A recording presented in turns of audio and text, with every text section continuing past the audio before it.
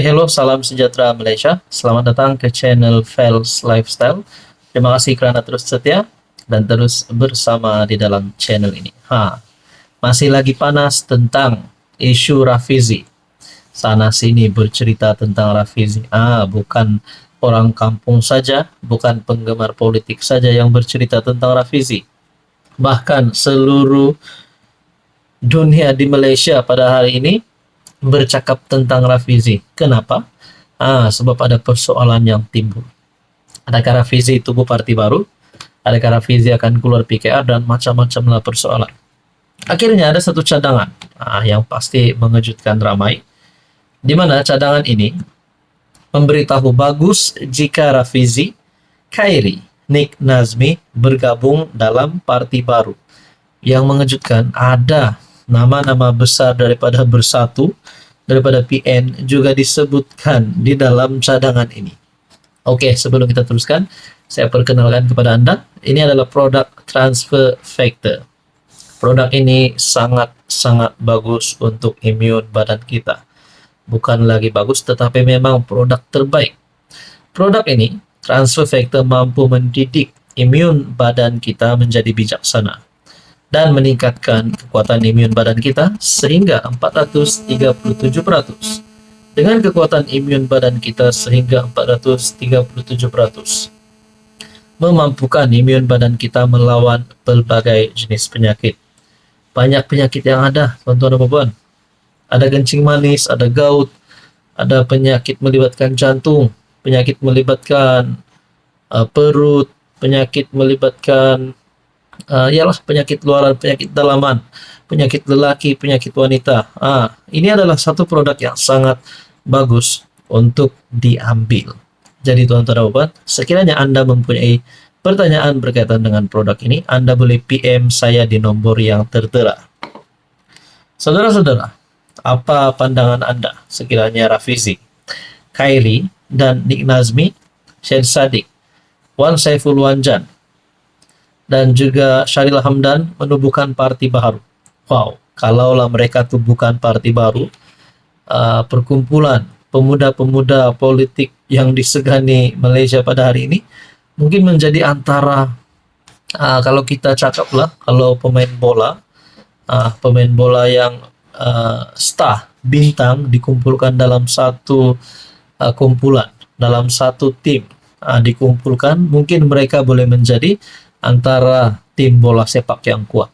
Nah, berkaitan dengan ini, saudara-saudara, seorang ahli Majelis Kerja Tertinggi MKT UMNO mencadangkan agar bekas pemimpin UMNO seperti KJ, ahli parlimen PKR Rafizi, dan beberapa yang lain membentuk sebuah parti politik baru. Bagus juga jika Rafizi, KJ, Nik Nazmi, Syahril Hamdan, Akmal Nasil, Syed Saddiq, Syed Abdul Rahman, Wan Saiful Wanjan, dan Larry bergabung dalam satu parti baru. Dalam bola sepak, apabila pemain-pemain bintang bergabung, pasukan itu biasanya menjadi terlalu kuat dan juara banyak tahun. Menurut Puan Zakashi, secara otomatis parti ini sudah ada 7 hingga 10 ahli parlimen. Satu bargaining power cukup kuat di ketika tidak ada single party yang boleh memerintah di Malaysia. Pada 28 Mei yang lalu, Rafizi dan Nik Nazmi meletak jawatan sebagai Menteri Ekonomi. Meletak jawatan sebagai Menteri selepas tewas pada pemilihan PKR. Walaupun meletak jawatan dalam kabinet, kedua-dua masih kekal sebagai ahli PKR. Syed Saddiq, ahli Parlimen Muar, masih ahli Parti Muda, di sebalik meletak jawatan sebagai Presiden Parti. Selepas disabit kesalahan, pecah amanah. Larry, ahli Parlimen Julau, kini memegang jawatan sebagai Presiden Parti Bangsa Malaysia. Namun, Puan tertanya-tanya, bagaimana mereka boleh bekerja sama dalam satu parti, memandangkan latar belakang mereka yang agak menonjol dan berbeza. Dengan latar belakang pendidikan, pengalaman jawatan tinggi dalam parti, asal dan sifat suka berbeza ide dalam parti, maka apakah mereka ini serasi untuk bergabung? Selamat mencoba untuk memeriahkan demokrasi Malaysia, kata Puat yang juga adalah Speaker Dewan Undangan Negeri Johor. Jadi saudara-saudara, apa komen Anda?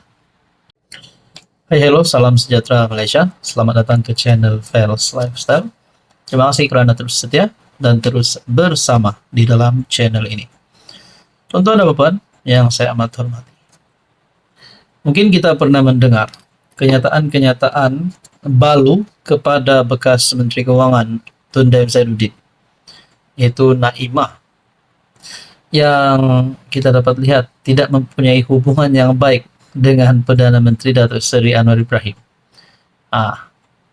Confirmlah pasal berkaitan dengan penyitaan harta, berkaitan dengan siasatan SPRM terhadap keluarga arwah Tun Daim Zainuddin. Jadi pada akhirnya Naimah Abdul Khalid dalam satu kenyataan desak IPCC buka kes kerana polis gagal siasat Anwar. Saudara-saudara, sebelum kita terus kepada isu kita, saya perkenalkan kepada Anda, ini adalah produk transfer factor. Produk ini sangat-sangat bagus, recommended seluruh dunia. Produk saintis, produk daripada For Life Research. Jadi kelebihan utama produk transfer factor ini adalah untuk meningkatkan, mendidik imun badan kita sehingga menjadi bijaksana, sehingga menjadi mempunyai kekuatan, sehingga 437% imun badan kita mampu melawan pelbagai jenis penyakit. Lebih-lebih lagi pada zaman moden kini yang kita tahu banyak jenis penyakit yang baru. Tapi penyakit yang biasa kita dengar, gout, kencing manis, darah tinggi, kolesterol, penyakit melibatkan jantung, melibatkan perut, dan macam-macam penyakit. Nah, dengan kekuatan imun badan kita, dengan pengambilan transfer factor ini, mampu meningkatkan kekuatan imun badan kita, dan bolehlah melawan pelbagai jenis penyakit. Oke, baik saudara-saudara, sebelum kita teruskan, kita teruskan kepada isu kita yang paling panas hari ini. Balu kepada bekas Menteri Keuangan Daim Zainuddin, menggesa Suruhanjaya bebas tata kelakuan polis, menyiasat pihak polis atas dakwaan gagal bertindak terhadap aduannya ke atas PM.